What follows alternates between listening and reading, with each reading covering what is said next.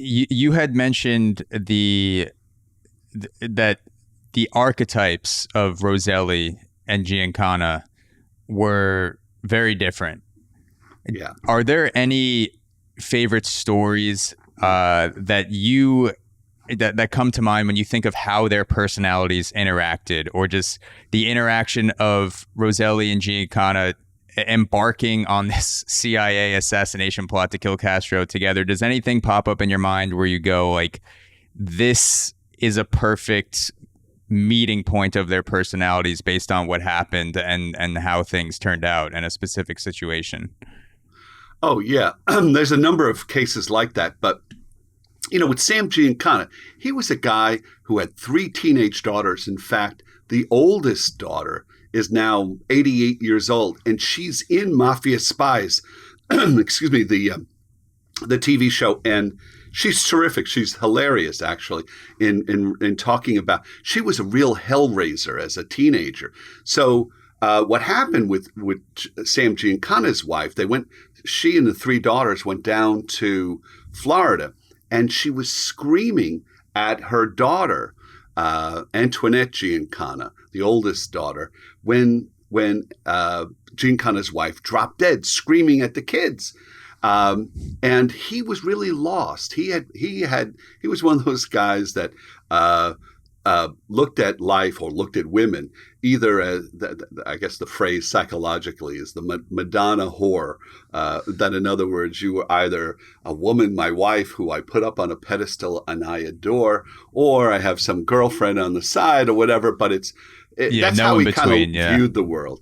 Whereas Johnny Roselli was, for about 5 minutes he was married, but fundamentally he was a Casanova guy who really liked women, and women really liked him. He was known as Handsome Johnny.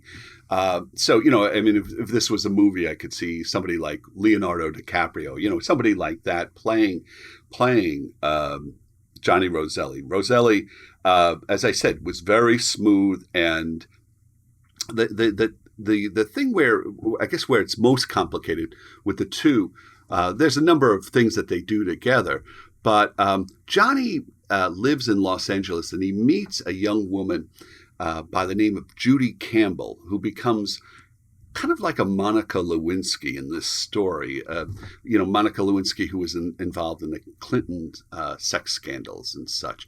A young woman who gets involved in some pretty with very powerful men, and it gets involved in deep waters, much darker and deeper than she ever imagined, I think, and certainly with Lewinsky, and I think that was the case with Judy Campbell. So she's introduced to Johnny Roselli, and Roselli eventually introduces her to Frank Sinatra. And Sinatra dates her or whatever for a while, and then during the 1960 campaign in Las Vegas, Sinatra introduces Judy Campbell to John F. Kennedy, and John F. Kennedy is running for president. It's amazing that this set of circumstances, but it is absolutely all true. And John Kennedy begins an affair with Judy Campbell that continues for almost 2 years, all the way into the White House. In fact, one of the things that I cite is that there's something like 60 or 70 different logged telephone calls between Campbell and the White House. And when later on, what happens is that Judy Campbell begins to be courted by Sam Giancana, and I think they were aware that they were well aware that she was having an affair with the President of the United States, so that if Giancana was also courting Judy Campbell, it would create a great compromise. The Russians call it kompromat, but it's sexual compromise. So that, in other words, they had something on the President of the United States, and that's what Johnny and Johnny Roselli and Sam Giancana, by helping out the CIA, they were hoping to get a get-out-of-jail-free card. In other words, they would get the FBI, the other arm of the government, off of their backs as mobsters.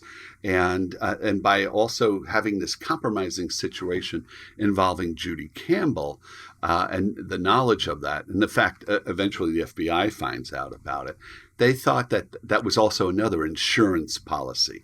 So there were a lot of complications between Johnny and Sam, but I was really fascinated by the compare and contrast between the two men, but also, their world, the world of people like Frank Sinatra. I was really fascinated how much Sinatra was a fanboy of Sam Giancana. In fact, they traded friendship rings, and Sinatra always wanted to be like a tough guy, and Giancana at times kind of like push back and just say, keep that guy away from me. He has too much of a big mouth and whatever. But when I look at Sinatra, and I think Sinatra's one of the great musical artists of the 20th century. He's just a tremendous singer, and whose influence, even in things like rap, where gangsters, when they think of gangsters, it goes back to the Rat Pack of the Sinatra, the Las Vegas crowd, all that type of thing. When I look at Sinatra's career, it was a lot of fun because, when he began in the 40s, he was kind of this sweet, melodious, very thin singer with a big bow tie. But he had a problem with his voice. And for a while, nobody would hire Frank Sinatra. This is in the early 50s. The only people that would hire him, that remained loyal to him, were people that he knew from the very outset who were involved with the mob. And they kept him. And he was very loyal to Giancana for reasons like that. But it's interesting how Giancana's influence seemed to have an influence on Sinatra's kind of presentation of himself. This kind of gangster, rat packy. He goes from like this sweet, melodious guy with the bow tie to kind of a brassy, very aggressive even singer. And so it's very fascinating. They even dress the same. They wear the same hats. And in fact, it's funny because if you look at it, and I do toy with this a little bit in my book, if you look at Johnny Roselli, there's a little bit like a Dean Martin there, and Sam is a little bit like Frank, or actually, it's almost like they were mirror versions of each other. And actually, Johnny Roselli thought of himself as a movie producer. He wanted to produce a movie with Sinatra and such. I discussed that in my book. So it's really interesting the interaction between the gangsters and these two very famous entertainers.